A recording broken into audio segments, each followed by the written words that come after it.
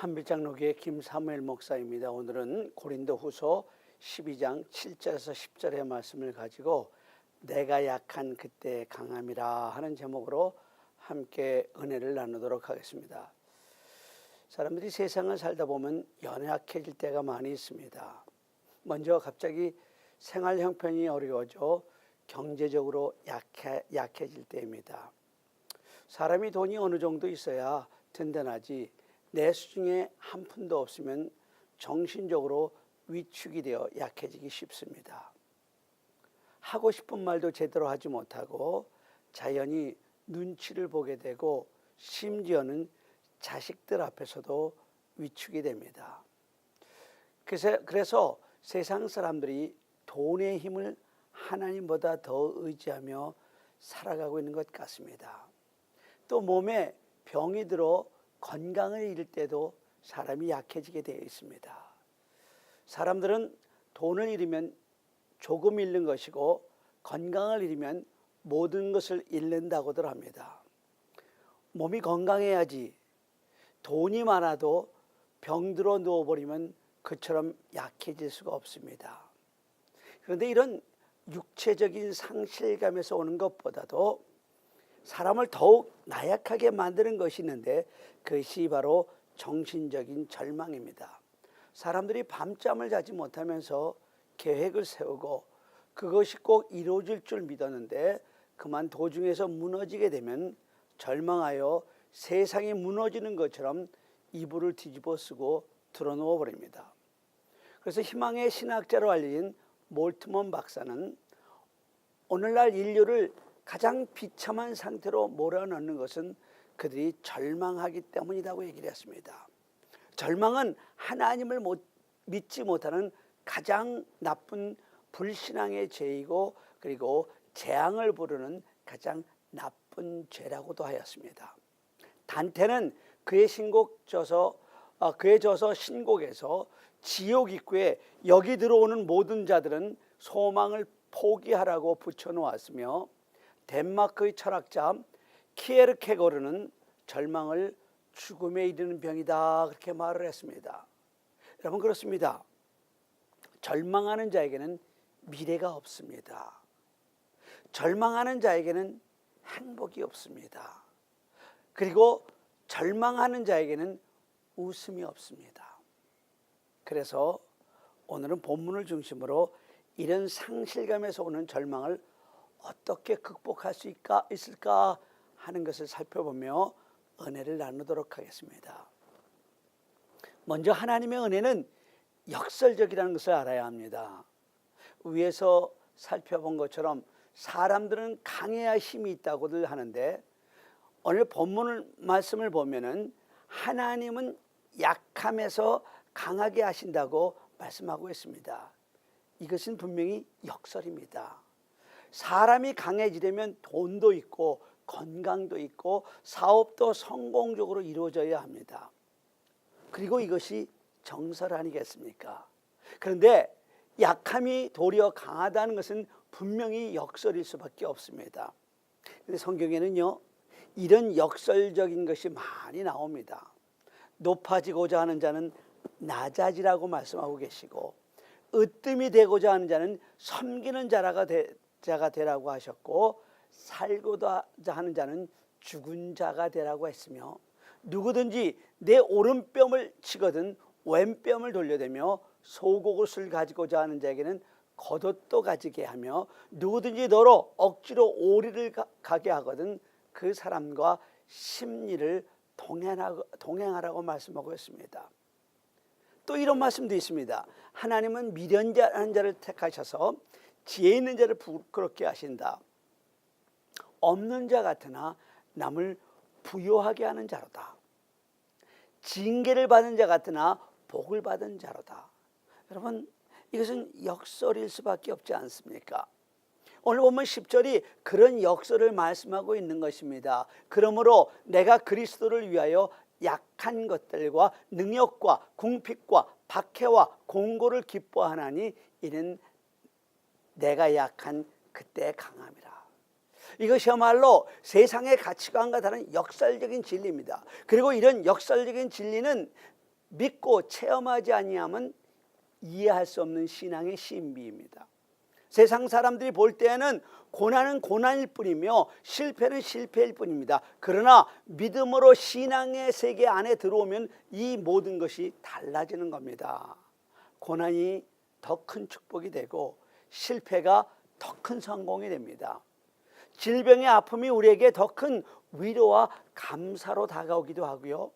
그래서 하나님의 은혜는 역설적이다 그러는 겁니다. 여러분은 네 복음서에 나타난 예수님의 이야기를 한국적으로 해석하여 예수님에게 한복을 입힌 그런 동양화를 보신 적이 있으실 것입니다.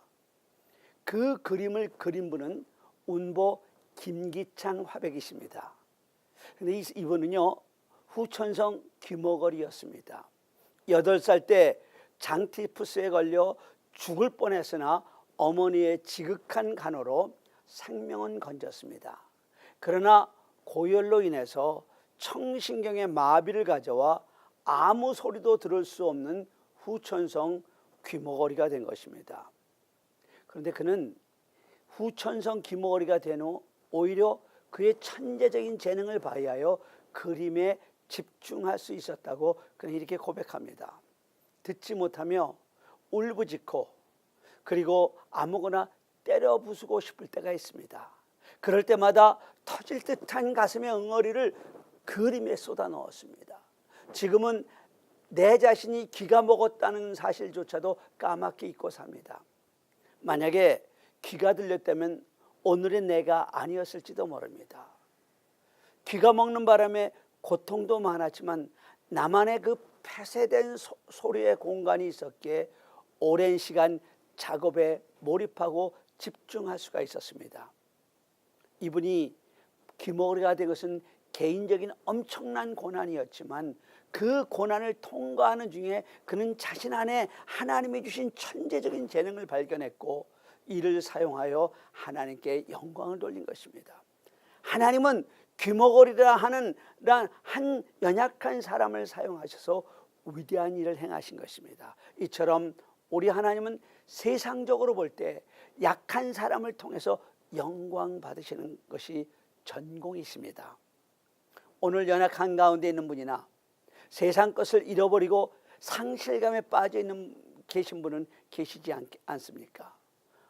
오늘 몸에 병이 들어 건강을 잃고 약해지신 분은 계시지 않습니까? 오늘 세상 사람들이 보기에 실패한 분은 계시지 않습니까? 여러분, 바로 그때가 하나님의 역설적인 진리의 은혜를 체험할 때이며 하나님의 임재와 인도하심을 체험하실 때이며 하나님께 영광을 돌릴 때입니다. 사람들은 종종 묻습니다. 우리가 어떻게 하면 하나님께 영광을 돌릴 수가 있습니까? 여러 가지 대답이 가능하지만 그 중에서 한 가지 대답은 내가 약해졌을 때 그 약함을 통해서 하나님은 영광을 받으신다는 것입니다. 두 번째로 우리가 이 역설적인 하나님의 은혜를 체험할 때 환경을 초월하는 삶을 살 수가 있습니다. 사도 바울은 하나님의 은혜를 신학적으로 정립하고 그리고 은혜의 의미를 복음적으로 해석해 주었으며 자신이 바로 은혜로 산 사람입니다. 그는 율법을 행함으로 구원받는다는 당시에 만연해 있던 잘못된 구원관을 우리의 구원은 거저 주신 바 오직 믿음, 오직 긍휼, 오직 하나님의 은혜로 받는 것이라고 역설적인 신학의 그 은혜의 신학을 정립했던 사람입니다. 사도 바울의 은혜의 신학은 우리가 받은 것, 구원받은 것도 은혜요, 우리가 살아가는 것도 은혜요, 우리가 오늘까지 살아온 것도 모두 다 하나님의 은혜임을 말씀하고 있는 것입니다. 그래서 그는 하나님의 말씀 고린도전서 15장 10절에서 이렇게 선언하고 있는 것입니다. 나 된 것은 하나님의 은혜로다. 이처럼 은혜 받은 사람은 오직 은혜를 말하고 모든 것을 은혜로 해석하고 모든 것을 은혜로 받아들이게 됩니다. 여러분과 제가 이런 은혜의 사람이 되기를 간절히 바랍니다. 특별히 오늘 본문은 연약해짐을 통해서 오히려 하나님께 영광을 돌렸던 사도 바울의 간증인 것입니다. 7절입니다. 이런 계시를 받은 것이 지극히 크므로 너무 자만하지 않게 하시려고 내 육체의 가시 곧 사탄의 가시를 주셨으니 이는 나를 쳐서 너무 자만하지 않게 하려 하십니다. 글쎄 그것이 무엇인지 알 수 없지만 바울은 육체의 질병이 있었습니다. 어떤 사람은 그것이 간질이라고 하고 또 어떤 사람은 그것을 안질이라고 합니다. 그것이 무엇인지 우리는 알 수 없지만 사도 바울이 얼마나 힘들었는지 자기에게 있는 그 육체의 질병을 사단의 사자라고 불렀습니다. 그에게 있었던 육체의 질병은 그를 넘어지게 하고 하나님 앞에 나아가지 못하게 하는 사단의 방해물로 능력의 사람 바울이 얼마나 힘이 들였으면 그것을 사단의 사자라고 불렀겠습니까? 여러분 사도 바울은요 능력이 뛰어난 사람이었습니다. 죽었던 사람을 살려내고요 나면서부터 안진병이 되었던 사람을 일어나 걷게 하였고요 그가 쓰는 손수건을 병든 사람의 상처에 얹기만 해도 그 사람이 벌떡벌떡 일어섰던 그런 능력의 사람이었습니다. 그런 대사도가 얼마나 견디기가 힘들었으면 3번이나 하나님께 이 문제를 가지고 이렇게 나와서 기도했습니다. 하나님, 이 질병, 복음을 전하는데 방해가 되는 이 질병, 하나님의 영광을 가리는 이 질병을 떠나가게 하여 주옵소서. 떠나가게 하실 줄로 믿습니다. 근데 우리 하나님의 대답은 전혀 달랐지 않습니까? 사도 바울은 힘을 다해서 육체의 가시를 없애달라고 기도를 하는데 하나님의 대답은 없애주시기는커녕 내 은혜가 내게 족하도다. 이는 내 능력이 약한 데서 온전하여 짐이라고 대답하셨습니다. 이 말은요 그냥 가지고 살아 그런 대답입니다. 나는 지금 가지고 있는 이 가시로 말미암아 복음 전파가 막힐 것 같아서 이 가시를 떠나가게 해달라고 기도했는데 하나님은 그대로 가지고 살라고 하는 것입니다. 하나님의 이 응답은 위로의 말도 아니었습니다. 너무 힘들지? 보는 나도 힘들단다. 그러나 조금만 참아보자. 이런 것이 아니었습니다. 또한 격려도 아니었습니다. 내가 힘들어하는 것을 보니 나도 마음이 아프구나. 그러나 나는 내 곁에 늘 같이 있단다. 이런 말씀도 아니지 않습니까? 어찌 보면 인정사정이 하나도 없는 말씀 같습니다. 나는 고통스러워 죽겠는데 하나님은 내가 그렇게 고통당하며 있는 것이 마치 보는 것을 좋아하는 듯 보이는 것입니다. 가타부타 설명도 없이 그냥 내 은혜가 내게 족하다고 말씀하신 것입니다. 그런데 우리도 고난을 당하는 가운데 이런 하나님의 대답을 가끔 만난다는 것입니다. 이 문제 때문에 하나님께 나아가는데 방해가 되고 이 문제 때문에 하나님의 영광을 가린다고 생각하는 되는 일이 있을 수 있습니다. 그래서 나에게 이런 것만 없으면 내가 정말 멋있게 하나님의 일을 할 텐데 그것이 족쇄가 되고 나를 올가면은 올무가 된다고 생각할 때가 있지 않습니까? 근데 정말 그럴까요? 그럼 왜 진작 충성하지 못했습니까? 물론 이것은 이 김 목사가 묻는 질문이고요. 하나님이 더 중요하게 여기시는 것은 지난날 충성하지 못한 것이 아니라 지금 내 삶에 있는 이 가시를 가지고 나는 어떻게 반응하는가 하는 것입니다. 원망하십니까? 한탄하십니까? 아니면 포기해버리십니까? 그런데 나의 이런 반응이 우리의 영적인 현주소를 보게 하는 거울일 수 있다는 것을 여러분 아십니까? 열심히 봉사할 때 갑자기 고난이 찾아옵니다. 정작 하나님의 말씀을 붙잡고 뜨겁게 헌신할 때 자녀나 가정의 문제가 찾아옵니다. 여러분 그럴 때 어떻게 반응하십니까? 나는 지금 고통스럽고 죽을 지경인데 기도하면 하나님은 침묵하거나 그냥 그대로 가지고 살라고 하십니다. 하루도 못 살 것 같은데 계속 가지고 견디며 살라고 하십니다. 여러분은 어떻게 이럴 때 반응하십니까? 그래서 오늘 본문에 나타난 사도 바울의 반응이 중요한 것입니다. 사도 바울 역시 우리와 같은 사람이기에 하나님의 이런 대답에 실망했을 수도 낙심했을 수도 있었을 것입니다. 그러나 그렇지 않았습니다. 바울은 도리어 기뻐하고 자랑한다고 했습니다. 제가 9절을 읽겠습니다. 나에게 이르시기를 내 은혜가 내게 족하도다. 이는 내 능력이 약한 데서 온전하여 짐이라 하신지라. 그러므로 도리어 크게 기뻐함으로 나의 여러 약한 것들에 대하여 자랑하리니 이는 그리스도의 능력이 내게 머물게 하려 함이라. 나의 여러 약한 것들에 대해서 자랑하리니, 사람들은 약한 것, 약점은 숨기고 싶은 것이 정상이고 할 수 있으면 드러내지 않고 할 수 있으면 감추려고 합니다. 그런데 사도 바울은 약한 것들을 오히려 자랑한다고 했습니다. 여러분, 환경은 변한 것이 아무것도 없습니다. 기도의 응답은 이루어지지 않았고 가시로 인한 고통은 계속되고 있고 몸은 더 약해졌는데, 그래서 인간적으로 볼 때 되는 것이 하나도 없는데 사도 바울은 오히려 이것들을 인해 크게 기뻐하고 약한 것들을 자랑하게 되었다고 선언합니다. 우리에게 더 이해가 되지 않는 구절은 10절입니다. 그러므로 내가 그리스도를 위하여 약한 것들과 능욕과 궁핍과 박해와 곤고를 기뻐하나니 이는 내가 약함 그때에 강함이라. 여기에 나오는 약한 것들, 능욕, 궁핍, 박해, 곤고는 우리가 살아가면서 정말 피하고 싶은 것들 아닙니까? 그런데 사도 바울은 이런 것들을 가지고 기뻐한다고 외칩니다. 여러분, 과연 이런 일이 우리에게도 가능할까요? 그럼요, 가능합니다. 우리가 사도 바울이 깨달았던 내가 약한 그때의 강함이라는 하나님의 역설적 진리를 깨닫기만 한다면 우리도 사도 바울처럼 고백하고 사도 바울처럼 기뻐할 수가 있습니다. 그럴 때 비로소 우리가 환경 속에 매이지 않은 그리스도인이 아니라, 매이는 그리스도인이 아니라 환경을 초월하는 그리스도인으로 살 수 있는 것입니다. 그러면 사도 바울이 어떻게 그를 괴롭히는 환경 속에서 오히려 기뻐할 수 있었을까요? 사도 바울은 우리 하나님은 모든 일에 계획과 의도를 가지고 계시다는 것을 깨달은 것입니다. 비록 하찮은 것이라도 우연히 이루어지는 일은 없고 모든 일은 하나님의 섭리가 있는 필연적이라는 것입니다.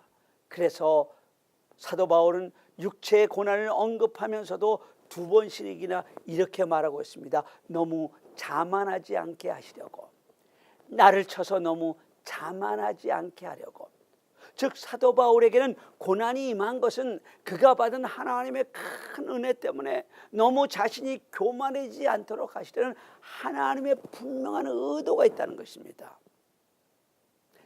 이유 없는 고난이 아니라 분명한 이유가 있는 고난이었다는 것입니다. 물론 고난은 좋은 것은 아니지만 고난만이 이룰 수 있는 일이 있기에 하나님은 아픔을 무릅쓰시고 사랑하는 종들에게 기꺼이 고난을 주시는 것입니다. 여러분, 살이 썩어 죽어가는 사람에게는 수술이 필요합니다. 수술해서 썩는 살이 다른 곳으로 번지지 않게 도려내야 합니다. 그런데 그 자리에 영양제만 준다면 그 살은 점점 더 빨리 썩어지게 되어 있습니다. 또한 우리 주님은 우리의 고통을 즐기시는 분이 아닙니다. 우리가 고통당하는 것을 보지 못하셔서 자신이 먼저 십자가에 못 박혀 우리 대신 고난을 받으신 분이 우리 주님이십니다. 그런 주님이 고통을 허락하실 때는 우리가 뭔가 미처 깨닫지 못한 그런 신비한 이유가 있다는 것입니다. 우리가 당하는 모든 고통 속에는 말할 수 없는 하나님의 계획이 있다는 것을 알 때 우리의 고난은 괜한 시간 낭비나 헛수가 아닌 의미 있는 고난이라는 것을 깨닫게 됩니다. 사랑하는 성도 여러분, 지금 당신이 당하고 계신 고난은 시간 낭비가 아닙니다. 거기에는 당신을 향한 하나님의 기막힌 계획이 있습니다. 적어도 세상 사람들이 말하는 것처럼 재수가 없어서 당하는 그런 것은 아니라는 것입니다. 사도 바울에게 있었던 그 지긋지긋한 사단의 가시 같은 고난은 사도 바울을 겸손케 만들어 계속 쓰시겠다는 하나님의 의도였습니다. 여러분, 교만하면 끝입니다. 교만하면 하나님께서 쓰실 수가 없습니다. 그래서 사랑하는 사람에게 가시를 주어서라도 겸손케 해서 사도 바울을 계속해서 쓰시겠다는 하나님의 의도였던 것입니다. 여러분, 여러분의 삶에 가시가 있다는 사실은 여러분을 향한 하나님의 기대가 여전히 계속되고 있다는 의미인 것을 아셔야 합니다. 고난을 받을 때 여러분을 제일 속상하게 하는 것이 무엇입니까? 괜한 고생이라고 하는 것, 내가 괜한 고생을 당하고 있다는 그런 생각 아닙니까? 쓸데없는 고난으로 손해보고 있다는 생각 아닙니까? 그런데 우리에게 있는 고난은 그런 헛수고가 아닙니다. 하나님의 계획과 섭리가 있습니다. 고난은 하나님이 여전히 우리를 사랑하고 계시는 증거입니다. 고난은 나를 통해서 일하시겠다는 하나님의 결단입니다. 우리가 이것을 믿을 때 우리도 사도 바울처럼 인생의 가시를 가지고도 여전히 감사하고 기뻐할 수 있는 것입니다. 여러분, 한번 따라해 보실까요? 하나님을 사랑하는 자, 곧 그의 뜻대로 부르심을 입은 자들에게는 모든 것이 합력하여 선을 이루니라. 할렐루야. 지금 고난 중에 계신 분은 계시지 않습니까? 그러면 그 고난을 통해 앞으로 경험하게 될 유익과 축복을 생각해 보십시오. 지금 당하는 고난은 견딜만 하실 것입니다. 고난은 깨닫는 자에게는 은혜이고 고난은 축복의 통로인 것입니다. 고난 없이 하나님의 축복은 오지 않습니다. 하나님의 복은 고난이란 통로를 통해서, 그리고 이 통로를 거친 사람에게만 고난이 축복으로 변하게 되어 있는 것입니다. 그래서 그리스도의 고난은 파멸이 아니라 유익이요 축복이라 그렇게 말하는 것입니다. 사도 바울은 9절에서 이렇게 고백합니다. 9절을 제가 다시 한번 읽겠습니다. 나에게 이르시기를 내 은혜가 내게 족하도다. 이는 내 능력이 약한 데서 온전하여짐이라 하신지라. 그러므로 도리어 크게 기뻐함으로 나의 약한 것들에 대하여 자랑하리니 이는 그리스도의 능력이 내게 머물게 하려 함이라. 이렇게 말씀하십니다. 내 능력이 약한 데서 온전하여짐이라. 이는 그리스도의 능력이 내게 머물게 하려 함이니라. 사도 바울이 질병으로 고통받는 가운데 약해지면 약해질수록 바울 안에 계신 예수 그리스도는 더욱 드러나게 됩니다. 하나님의 능력은 우리가 약할 때 더욱 드러나기 때문입니다. 강한 자가 존중받는 것은 세상의 원칙입니다. 그러나 하나님의 나라의 원리는 약한 자를 통해 하나님이 영광 받으시는 것입니다. 사도 바울의 평생 소원은 하나님의 영광을 나타내는 것입니다. 그런데 자신이 약해져서 하나님의 영광이 나타난다면 그보다 더 기쁜 일이 어디 있겠습니까? 그리고 하나님의 영광을 나타내는 것이 이보다 쉬운 일이 또한 어디 있겠습니까? 그래서 사도 바울이 기뻐했던 것입니다. 우리가 약해질 때 생각나는 염려는 무엇입니까? 나 때문에 혹시 하나님의 영광이 가려지는 않을까 하는 것 아닙니까? 내가 병들면 믿는 사람들이 아프기도 너무 자주 아프다고들 하지 않고 하고, 또 내가 가난하면 믿는 사람도 하나님의 복을 못 받아 가난한 사람이 있다고 말하고, 내 자녀들이 잘 안 풀리면 사람들이 손가락질하는 것 같고. 그런데 본문을 통해서 하나님은 이렇게 말씀하십니다. 약한 것은 곧 하나님의 영광을 드러내는 통로라고 말씀하고 있는 것입니다. 병약한 사람들을 들어서 하나님이 얼마나 놀라운 일을 행하는지를 보여줌으로 인해 영광을 받으시고, 가난하고 못 배운 사람들을 통해 부자나 학식 있는 자들이 못하는 일을 하게 하심으로 그를 부끄럽게 하고, 망나니 같은 사람들을 변화시켜 새 사람을 만들어 새 인생으로 살게 하시는 일을 통해서 하나님의 위대하심을 드러내는 것입니다. 여러분, 교회사 가운데서요, 기독교 신앙이 가장 강대했던 시대는 바티칸의 웅장한 성당이 세워질 때가 아니라 카타콤 지하 무덤 속에서 예배를 드리던 때라는 것은 역사가 증명하고 있지 않습니까? 우리가 한계를 느끼고 좌절할 때마다 사실은 기뻐해야 합니다. 하나님이 이런 문제 많은 사람들을 사용하셔서 얼마나 놀라운 일을 행하시는가를 우리는 알고 있기 때문입니다. 그래서 사도 바울이 이렇게 고백하는 것입니다. 이는 내가 약할 그때 곧 강함이라. 이 고백이 여러분과 저의 고백이 되기를 간절히 바랍니다. 남북전쟁 당시에 한 무명구인이 지은 시를 읽어드리므로 오늘 말씀을 마치겠습니다. 무엇이나 얻을 수 있는 힘을 달라고 하나님께 구하였으나 나는 약한 마음으로 태어나 겸손히 복종하는 것을 배웠노라. 큰 일을 하기 위하여 건강한 몸을 구했으나 도리어 병을 얻어 좋은 일을 할 수 있게 되었고, 부를 얻어 행복하기를 간구했으나 가난한 자가 되므로 오히려 지혜를 배웠노라. 한번 세도를 부려 만민의 찬사를 받기를 원했으나 세력 없는 자가 되어 하나님을 의지하는 자가 되었고, 생을 즐기기 위해 온갖 좋은 것을 바랬으나 하나님은 나에게 생명을 주사 온갖 좋은 것을 즐길 수 있게 하셨다.